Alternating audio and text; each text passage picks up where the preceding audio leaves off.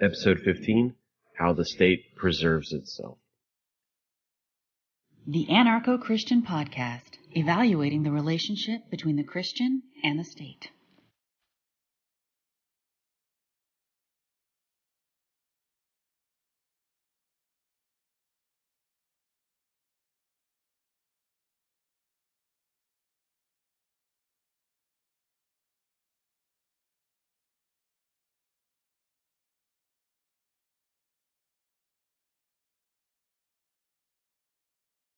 Hi everyone, welcome back. On this episode, I spoke with Stephen Clyde of the Peace and Liberty podcast about a mutual favorite book of ours, Murray Rothbard's Anatomy of the State. I hope you enjoy it, but before we begin, if you're enjoying the podcast, please consider letting others know by leaving a 5-star rating and review on iTunes or wherever you catch the episodes. It will help us reach more listeners and grow the show. Since the last show, we didn't receive any new reviews on iTunes, but I'd like to thank Andrew and Brandon for becoming patrons on Patreon. If you're interested in supporting us with a one-time or monthly donation through Patreon, visit the support tab on anarchochristian.com. That'll take you to our Patreon page, where you'll find a few ways that you can support us. So if you like what we're doing, hit the link, check out the options for support, and thank you again, Brandon and Andrew, for your financial support. All right, on with the discussion about Anatomy of the State with Stephen Clyde of the Peace and Liberty podcast. All right, I am happy to have Stephen Clyde with the Peace and Liberty podcast with me today. Stephen, how you doing? Doing great. Thank you so much for having me on, Stephen. All right, well, I appreciate you being on, and we've tried to do this before. We've talked through Messenger to try to get something set up, and so I'm glad that we're finally able to do that. And no, I really love the page you run. I mean, I've been privately Christian for most of my life. I guess I'll tell you a little about myself. I grew up in a Southern Baptist type of family. I went to a private school until I was in 5th grade. I hate this now, but I actually begged to go to public school when I was a kid because I hated the uniforms. I hated the whole culture you get in a private school. Right. So I got myself into a public school. That was probably my downfall. If you hear Murray Rothbard talk about it, he says like when he switched to private school, he realized private good, public bad. But I think going into my adult life, I kind of tried to rebel against my parents in every way. They're conservative. I thought, I'll be a socialist. They're super Christian. I thought, okay, maybe I'll try my best as an atheist. It didn't last too long because I think I got a lot of good intuitions from my parents as I grew up. They taught me a lot of good things. Now that I'm older now, you realize your parents are usually right about most things. So that's kind of how I got to where I am now. So when I found out your page, Anarcho-Christian, I was like, man, like that totally fits in line with what I believe. That's awesome. Yeah, and I know we started talking pretty early on in your podcast, and I think it started out as just a YouTube page, and but now you're on iTunes. And are there any of the other platforms that you're on that I'm missing? I'm on iTunes, Stitcher. There's Castbox. I'm on a whole bunch of different platforms. Pretty much just everywhere you can think of right now. If there's anywhere I'm not, let me know. All right, cool. Well, I guess let's go ahead and get started on what the topic is, and it's The Anatomy of the State by Murray Rothbard.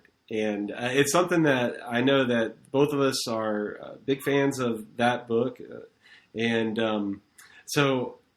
I know that I've heard on your podcast a couple of times you've gone over parts of the book or mentioned it with other people. You've had an episode just dedicated completely to Rothbard. And so I thought, well, I really want to go over a couple of key points in Anatomy of the State. And so it's a great opportunity for us to get together like we tried and talked about before. So I guess this will be a really fun time, and just to let you know, I'll let your viewers know, I covered actually every chapter of the book, but it ended up being all sorted out, so it's like episode 27, 29, 30, 34, right. 37. So if you're just looking at the titles of the book, I think I covered them all. Some of the episodes I covered more than one chapter, but yeah, I've probably read this book probably 100 plus times. It was one.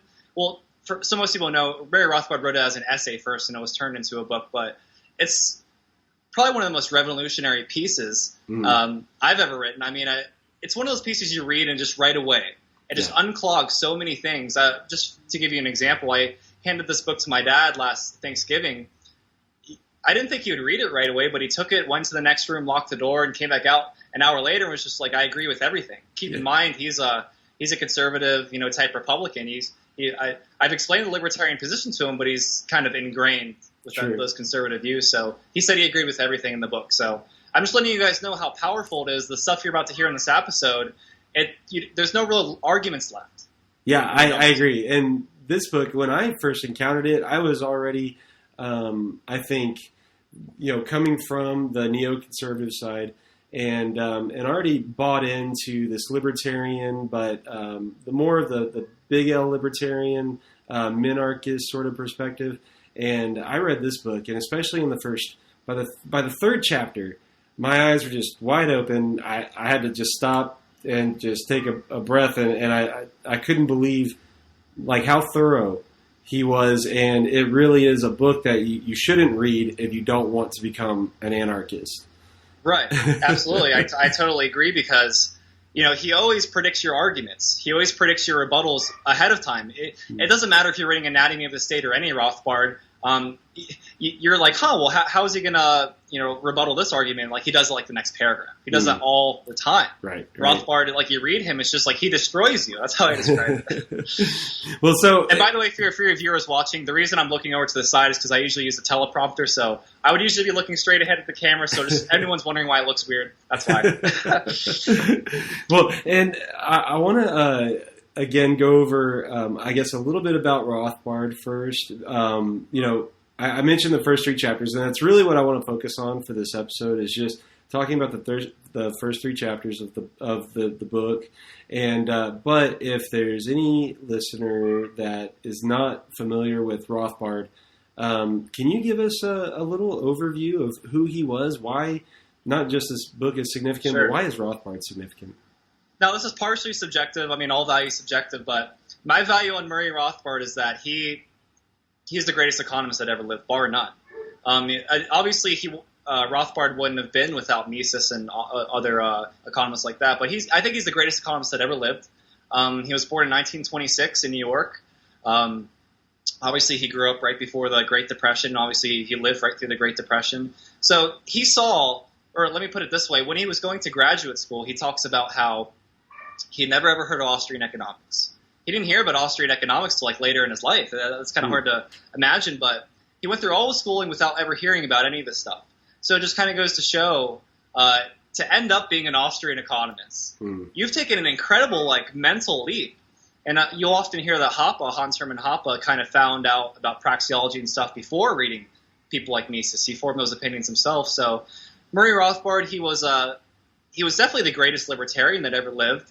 He was the first libertarian, I would say, and by the way, Murray Rothbard disagreed. He thinks there were many libertarians before him, but he's the first person that took libertarianism to its logical conclusion, which is that all force to attain your means is wrong in any situation, versus just saying, we need to use a little bit of force to protect people's rights. Well, that's kind of based on the misconception that government grants you rights. Well, no, government doesn't grant you rights. Rights are something that predate governments.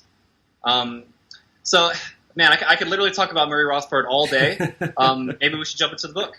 Yeah, that's great. Okay, so like I said before, the first three chapters is what I want to focus on. And Anatomy of the State really takes you kind of step by step. Like what you mentioned, he anticipates what the next thought is going to be, and the book just walks you right through it. So chapter 1 is called What the State Is Not, and chapter 2 is called What the State Is. So in the first few chapters, we have what the state is not, what the state is. Can you go over, what is he getting at in both those chapters, explaining to us what the state is and is not? Sure. So the reason he starts with what the state is not is because I think everybody has a misconception about what it is, and he starts it off by basically, let me just read you a quote exactly from the book instead of paraphrasing here. The state is almost universally considered an institution of social service. Some theorists venerate the state as the apotheosis of society. Others regard it as amiable, though often inefficient. So when we think about government, I think a lot of people think that government is something that exists for us. It exists to protect us and to help us. But in reality, it can't do that. It literally can't do that because just a simple analogy, if I rob a rich person at gunpoint and transfer the funds to a homeless person, I've still committed an atrocity. The fact that someone is fed for that moment is totally irrelevant to the means. And basically what he's talking about is the state is absolutely not an institution of social service because it can't be. It can't be. You can't create wealth by destroying things. That's another obvious point that's easy to get across. So that's basically what the state is not. The other point he goes over there is the absurd idea that we are the government. Think about what that really entails to say that we are the government. Well, if we are the government, meaning me, you, and everybody else, then anything the government does is justified. Now think about how this argument can extend. When you're talking to leftists about the border wall between Mexico and the U.S., wouldn't they argue that, that tax money is an abomination? I would never, ever consent to my tax money going to building wall. Well, actually, the social contract states that you participate in society because other people participate and, we all help each other. Well, that's kind of the point. So if we are the government, if a Holocaust kills 6 million Jews and 6 billion other people, it's just voluntary suicide because Hitler was elected, Stalin was elected, Pol Pot was elected. So you kind of see a theme here that the idea that we are the government, it's a fallacy. Well, it's so something that's definitely something that we in America with. Of course, there's a big confusion with the republic that it was set up as, or are we a democracy? Because you just hear the word democracy over and over again, and of course that's not the way the Constitution is set up. But that really is what it boils down to on either of those. Is we're the government. We have representatives. They do what we want, right? Theoretically, right? So, we are the government. That's definitely, I think, a typical American view on our government. Absolutely. And it's just something that's kind of hard to undo once it's ingrained into you. Because we'll talk about this a little later from chapter 3, but the idea that most people love their homeland. Yeah. Think about someone like Thomas Jefferson, who throughout their life, he referred to Virginia as his country. As his country. He didn't, the idea of statehood, that was something that was developed a little later on, but he referred to Virginia as his country. So Virginia was a country itself. Imagine how much different it was back then, but just imagine the mindset they also had too. So yeah, that's a good point you brought up about the Republic. I had a government teacher years ago, and I'd always get in the spats with him. I'd always piss him off, but we were talking about democracy one day, and I asked him, I was like, well, aren't we actually a constitutional republic? And he asked me, thinking I wouldn't know, what do you think a republic is? And I said, well, a republic is a government set up where the only laws the government has to follow are the ones that are strictly enumerated. Where a democracy, he was bald, so you'll get this joke. I said, if a majority of people in this classroom voted that bald people should die, you'd be in trouble, professor. Versus in a republic where it says the government cannot intrude on your right. The government cannot, let's say, murder you for no reason at all. Well, then nobody can vote you out, and nobody can vote you dead because you're bald.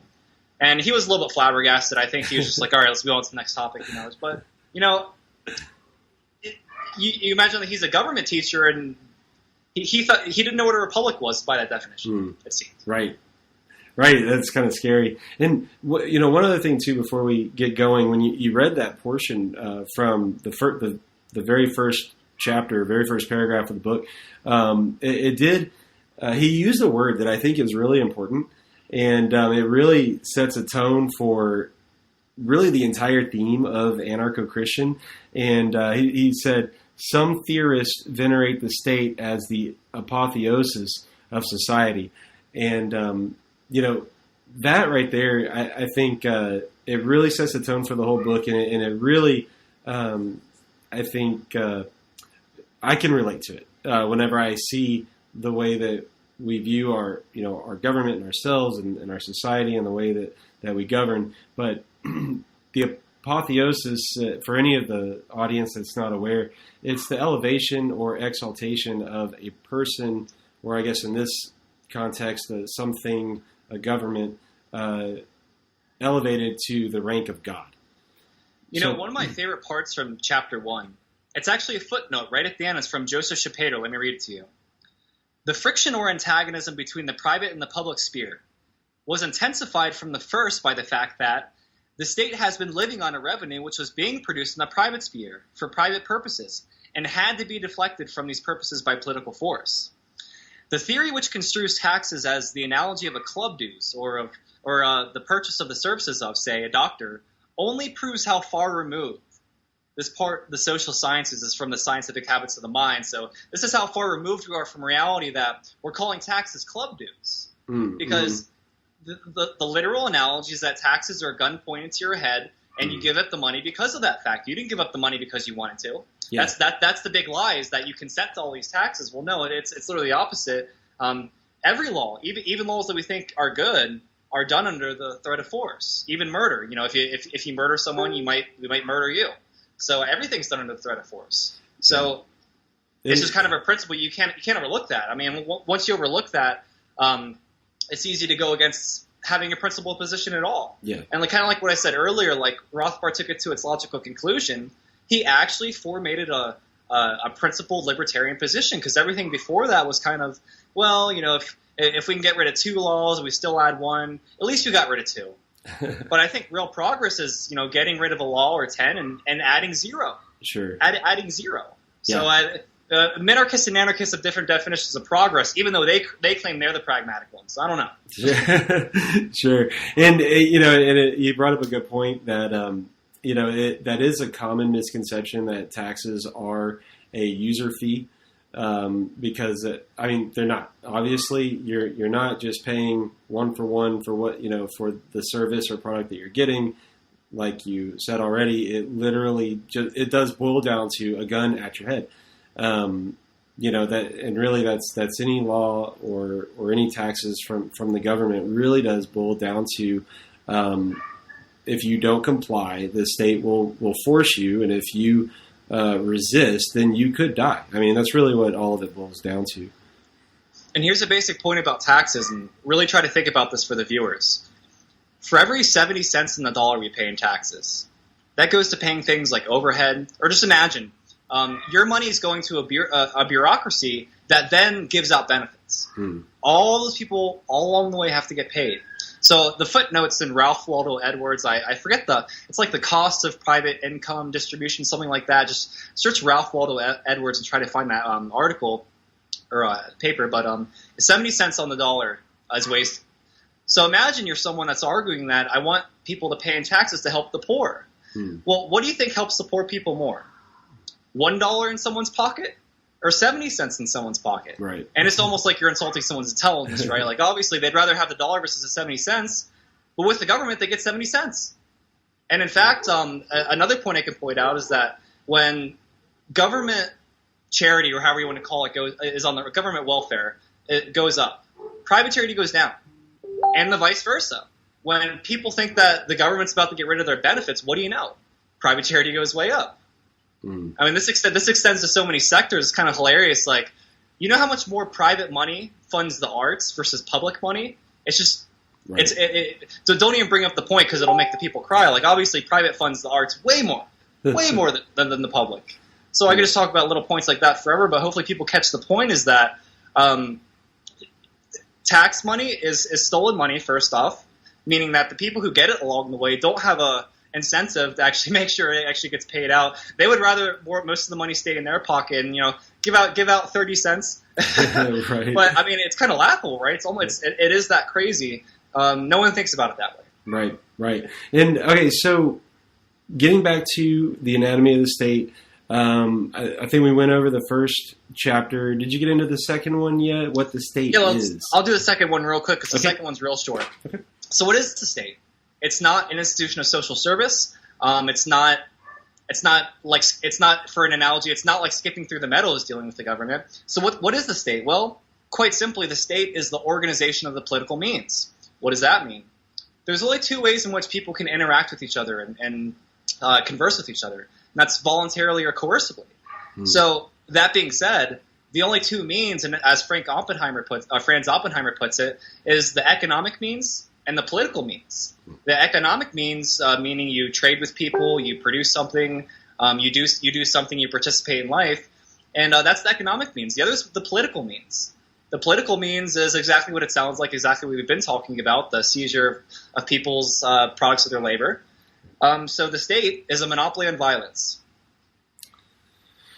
Okay, and that takes us right into number 3. So number 3 is the one I do want to focus in on a little bit, because I think that it is really significant to Christians, and it's really significant to Americans to really see, these are philosophical ideas maybe that are presented in chapter 1 and 2, but number 3 I think is where anybody, if you're not familiar with libertarianism or anything like that, I think can really start to see these analogies and these pictures that he starts painting of how the state preserves itself. So that's the title of chapter 3.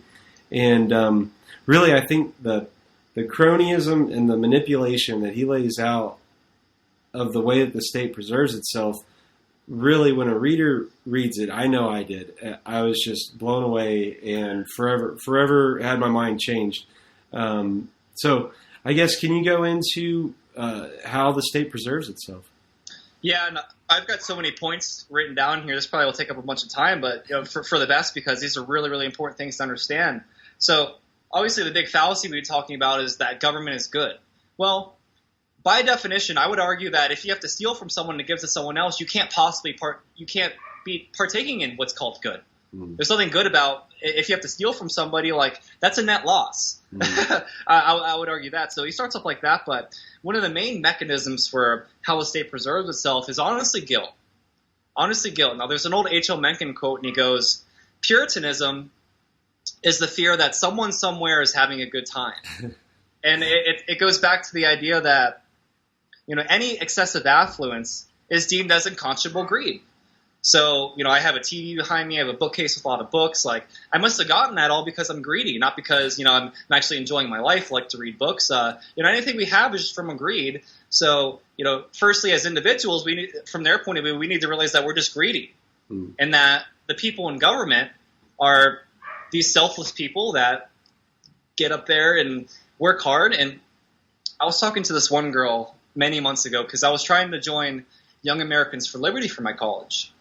And I'm going to try to start a new chapter next semester. I didn't do it this semester, but I was going to join, and I was talking to her. She calls herself a libertarian. She was like 18 years old, but when I was talking to her about like bad things government does, she's just like, oh, well, most politicians are good people. They're good at heart. They just really want to get out there. They're mostly family people. They want to get out there and help people. And I was just like, giving her example after example, and she was looking at me offended. So try to understand how inculcated these young kids are. I mean, she calls herself a libertarian. That's great. She might believe in some free market things, but she was offended that I was talking down to the government because she wants to be part of government. That was another point I needed to make. She's somebody that has always been in like the high school government and all those things where you're trying to participate and like have people vote for you. She's totally tied to that idea. So she thinks she's a good person that would fix the world. It's totally crazy. But I was just talking to her, and she was just totally disconnected from what I was saying. Like I said, she looked offended. So that's just kind of an example of how the kids that go through the public school system end up.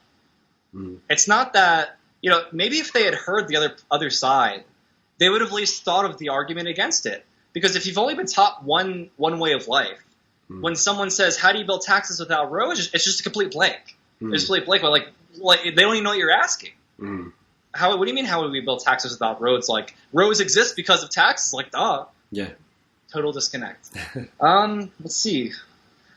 Another tactic they use is to make the rule appear inevitable, meaning that we would be here anyway. You silly anarchists, like, you all can go form your little community, but a government's going to form in your community. Just totally inevitable. And in that sense, you realize, like, it's really not inevitable. I would say, most people don't vote, right? In the last 2016 election, I think it was like 29% of the population that voted or something like that. It was like a really, really small amount, maybe like 1/5 of the population. Wow. Most people don't vote and don't partake in politics So we really have like a minority rule. Like we've never really had like a democracy where it's like actually been a majority 51% rule. I mean, a quote by Thomas Jefferson is that we don't have a majority rule. We have a majority of the rule that we have a rule of the majority that participate. And he's not wrong, but that doesn't get past the point that a very, very small portion of people put people in the power over us. Now, here's one really interesting point that maybe we can just start a discussion off this.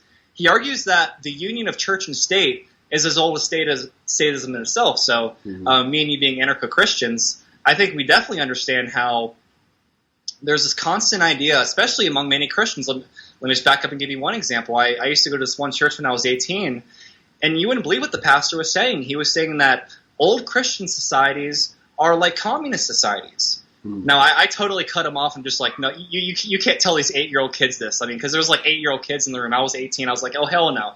And he was saying he was just saying things like that. And another thing he said, any of the rulers above us, namely a president or anything, and he also said no matter what they do, that they are appointed by God and you must respect them.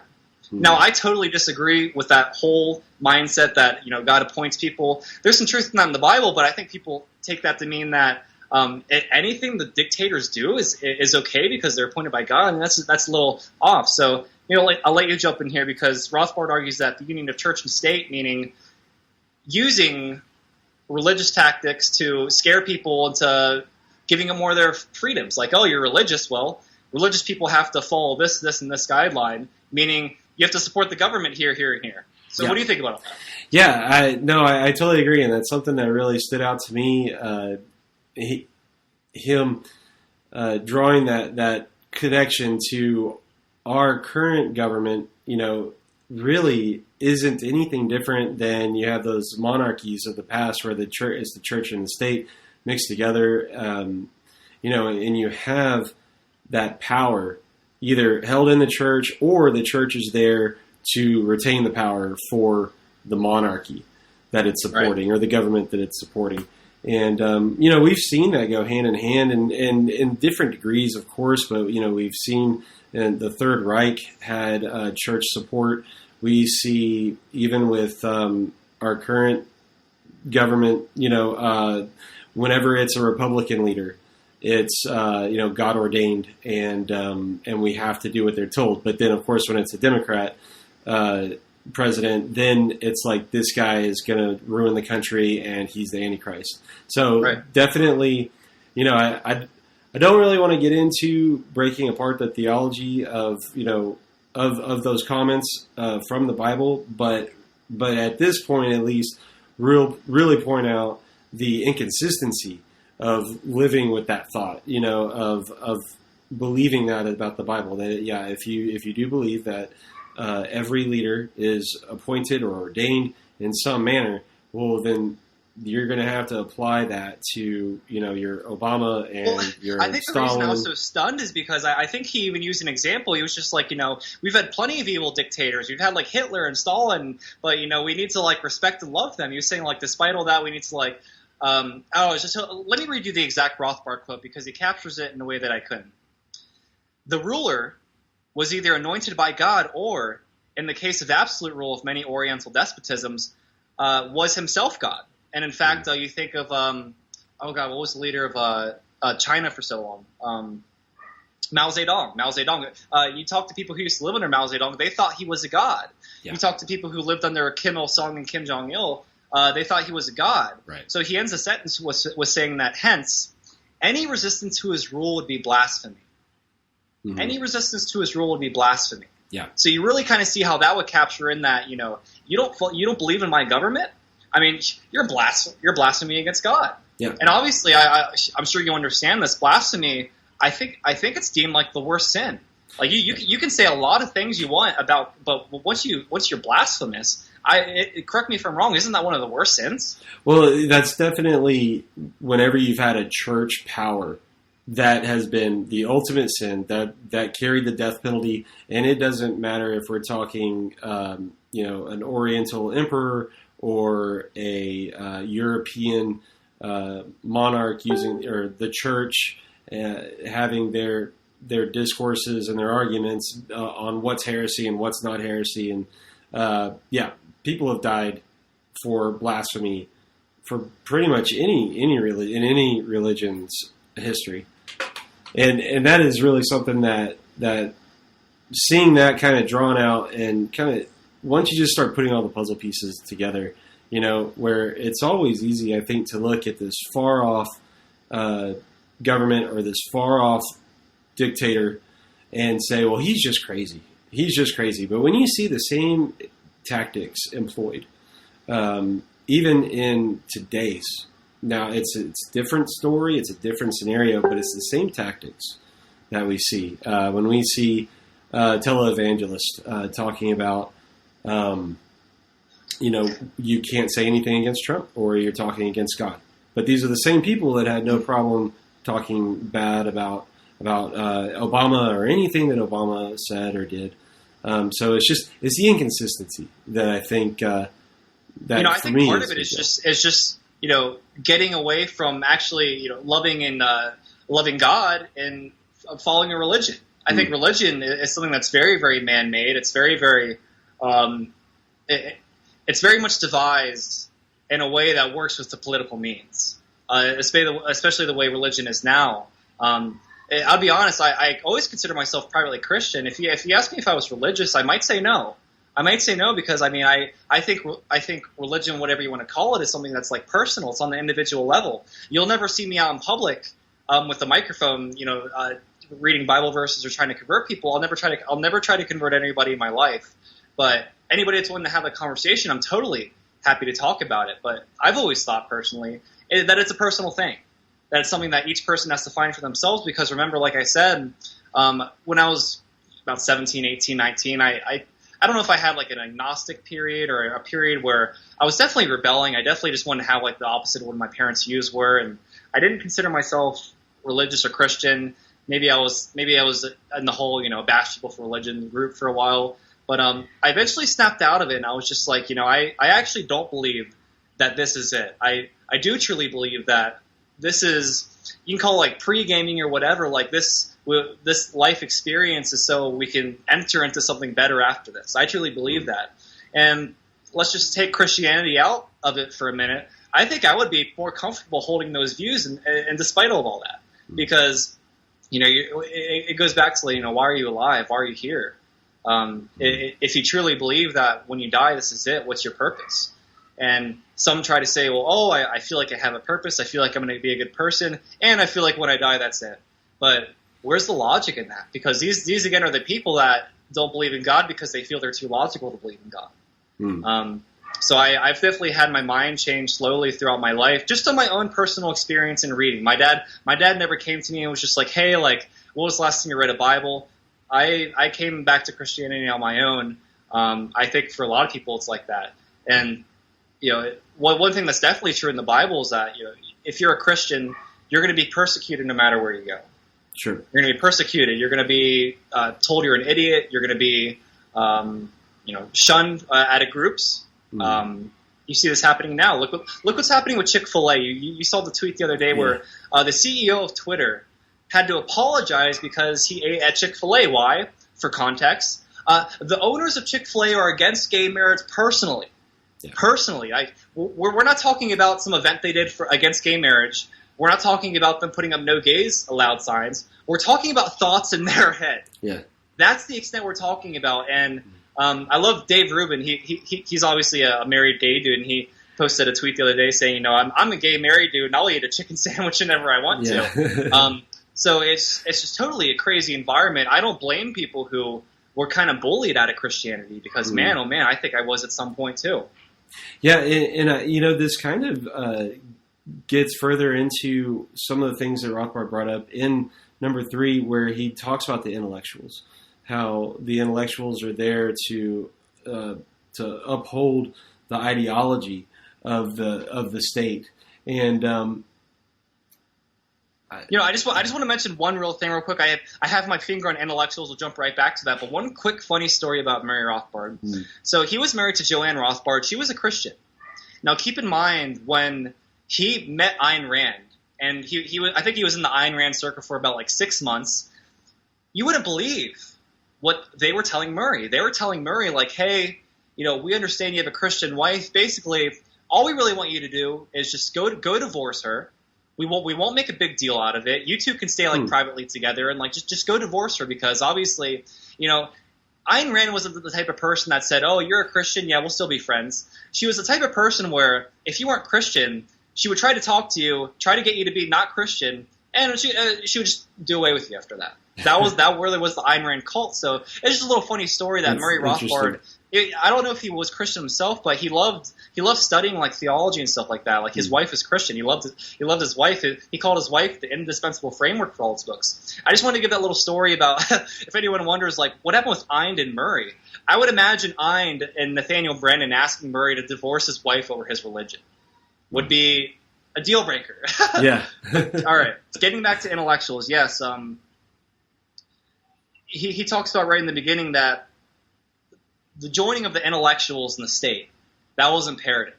You see this all throughout history in that, take the world wars, for example, of how many scientists were siphoned off into the private sector. Because geniuses are a zero-sum game, meaning if you take all the private researchers and take them away and put them in the government sector, you're not going to magically spring more geniuses. So we do have a finite amount of resources in that sense. So the government has always tried to siphon off intellectuals into the state, and for obvious reasons. I mean, that's got to be one of the what am I trying to say here? It would seem plausible that people that rule above us are smarter than us. I guess just to try to say that does seem plausible. That well, they're elected above us. I mean, I think people consciously they wouldn't want to vote for somebody they thought was dumber than them. Right. Obviously, you're voting for somebody because, in some sense, whether you admit it or not, you're voting for them because you want them to take on a task that you're unfit to do. I disagree. I disagree. I think it's just a mindset we've been inculcated with. But another thing about the intellectuals is the attempt to make it ultra scientific. Just everything about the state is based on some president's aide's equation. So just that's kind of where logical positivism grew out of in the 1920s. It's the idea that you can logically prove everything with objective equations. And the reason this breaks away from Austrian economics so much is because Austrian economics proposes that economics is deduced philosophically, meaning that you start with praxeology, the idea that humans act, and then you deduce things from there. You can deduce like Austrian economics economists actually believe in economic laws. Versus Keynesians don't. Keynesians think they're the ones that can create the laws, or kind of like finding your Pythagoras and figuring out geometry. They think they can do that with like economics. You can't. That's why for so long they're trying to find like objective prices of things. Well, value is subjective. The prices are partially based on what people will actually pay for them. Right. So I don't know if you want to jump in there. Well, so you mentioned that the science that the intellectuals bring, that's something that Murray points out. He calls it the divine right of the state, which that phrase, he pulls from the divine right of kings. And he said that this divine right of the state that's held together by the intellectuals, that it forms a new God, and that God is science. And I think that was very insightful when he wrote this book, and it's definitely what we see today that I think has really led to these inabilities of people to let other people just have other opinions, like where it always comes back to with the chicken sandwich and the gay marriage and things like that. We have these heavy divisions made between people and groups. And I guess, do you have any opinions on the science that science as the God, that how that's contributed to? Well, I think a lot of it has to do with the idea that you're taking inarguably normal people and giving them this position, which would insinuate that they're more endowed to do things than other people. Let me give you an example. Rothbard talks on page 21. He talks about a Marxist scholar stating this. The civilization which Professor Wittfogel is so bitterly attacking was one which could make poets and scholars into officials. Let me read that one more time. The civilization which Professor is so bitterly attacking was one which could make poets and scholars into officials. So you kind of get what he's saying there, that you're turning average people and giving them like these titles like president, vice president, all these titles that the titles alone sometimes give way too much credit compared to what they actually do, right? Yeah. Like manager of so-and-so department, just how all the names are expanded. It's kind of hilarious if you think about it, because deep down, I mean, these people, they're crazy. I don't really know what to say about it. I mean, yeah. I think that what it really comes down to is this inability. Once you've set up a god and you've set up this nobility of the bureaucracy and the nobility and the intellectuals, you start this framework that you can't deviate from. And then there's those moments where you read Anatomy of the State and you take a step back, and then it is that you really don't have much more to say except that's crazy. Mind yeah, blown, exactly. Like obviously I can rant on and on, but sometimes it's just like, wow, like these people are just crazy. I think one last point, that can kind of like wrap up the chapter is how he shows that war. It's really funny how he describes it, because I guess I'll just read the actual quote here again. But he describes war as being nothing more than the rulers being irrelevant battles between the rulers. So let me read the quote here. Since most men tend to love their homeland, the identification of that land and its people with the state was a means of making natural patriotism work to the state's advantage. If Ruritania was being attacked by Wallodavia, the first task of the state and its intellectuals was to convince the people of Ruritania that the attack was really upon them and not simply upon the ruling caste. In this way, a war between rulers was converted into a war between peoples, with each other coming to the defense of its rulers. So it kind of goes back to when 9/11 happened. This was an attack basically on our foreign policy, and it really, in its honesty, it has to do with our politicians' actions. It didn't have to do with the people working in the World Trade Center building. It didn't have anything to do with that. It had to do with wanting to tie the attack to us being attacked. The U.S. was attacked on 9/11. Well, one small little area in New York City was attacked on 9/11, and obviously this doesn't represent everybody in the society. So, so basically, saying it was an attack on the U.S. is almost like saying it's our fault, because obviously they attacked us for a reason. So if the reason is someone's fault, then it has to be everybody's fault, everyone in the U.S. versus the decisions our governments have made, in the last few presidencies, or a lot of presidencies. Yeah, and he really. What Murray points out is that the war isn't just between the rulers; it's now between people and people, and that is what really starts that nationalism that we see, and that nationalism that's what makes it to where you can't back down from the fight, and you can't just be nice to someone else because they're the enemy. It's black and white. It's us versus them all the time. So another quote just kind of wraps up what he's saying is, a robber who justified his theft by saying he really helped his victims by giving a boost to retail trade, that would find few converts. But when this theory is clothed in Keynesian equations and impressive references to the multiplier effect, it unfortunately carries more conviction. So sometimes if things sound smart, that's good enough for people. Yeah, right. I don't really have to read. Multiplier effect. Well, the government spends some money, and that has a multiplier effect. So they get $1 in taxes, and that produces like $5 in benefits for society. It's totally bizarre. Hey, it sounds great. It sounds so good to be true that you maybe just wouldn't even look it up. No, and I think you're right. I think that thoroughly summed up that chapter, and it really does. We've now walked from the intellectuals and the tactics that are used to prop up this either a false god or the state itself, and Yeah, I think that thoroughly sums it up, and it really and there's does come 4 down more to- chapters to go, but I know you wanted to talk about the first 3, but just briefly, the other chapters talk about how the state transcends its limits, what the state fears, how states relate to one another. Just related to like what the state fears anything that'll disrupt its power. Anything sure. that'll disrupt its power. In fact, I'm sure you've read Frank Shotteroff. He's amazing, but by the way, I host the Peace and Liberty podcast. You can find me at forpeaceandliberty.com.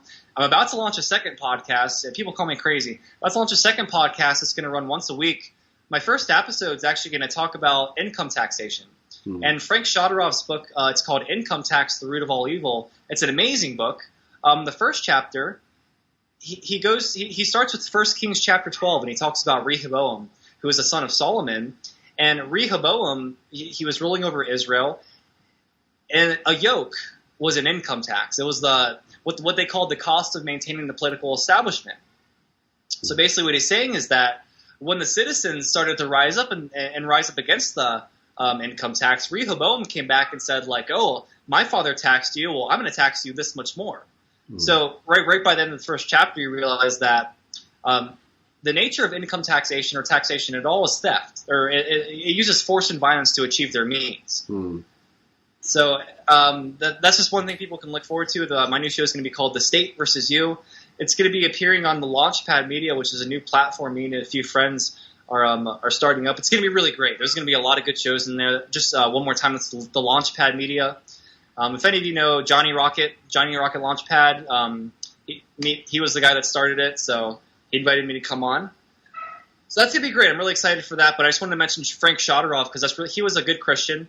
Amazing writer. He was part of what's called the old right, meaning like the old anti-war, actually conservative right. what seems to be a little bit more of the Libertarian Party, Yes. Or what I guess people would assume. So someone who's into the politics, but anti-war and actually fiscally conservative, I guess you could say. Yeah, this was my first time reading him, by the way, and he's a really, really clear and lucid writer. I mean, he really, really gets you.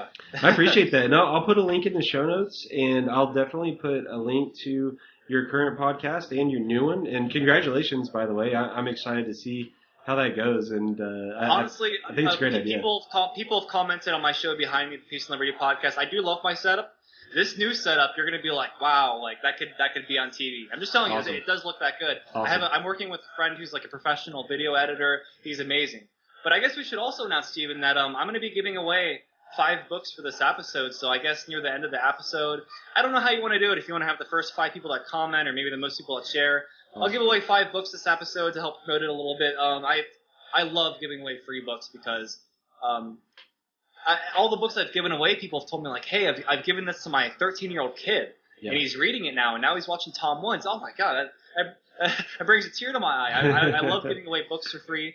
So going to give away 5 for this episode. Happy to do it. Awesome. I really appreciate that. Yeah, and we'll figure out some sort of a raffle or some sort of game to play, and I really appreciate that. Thank you.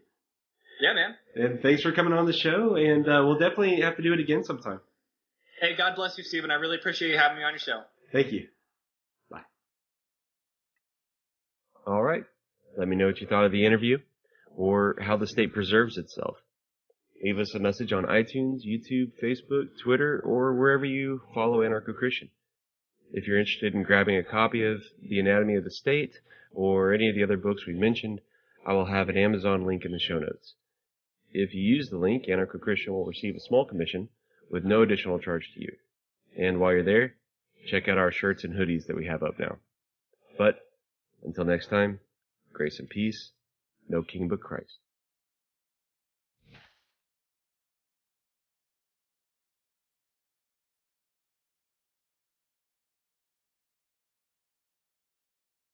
Thank you for listening to the Anarcho-Christian Podcast. Subscribe to our email notifications at anarchochristian.com. Like us on Facebook.com/anarcho-christian and follow us on Twitter at anarchoxp.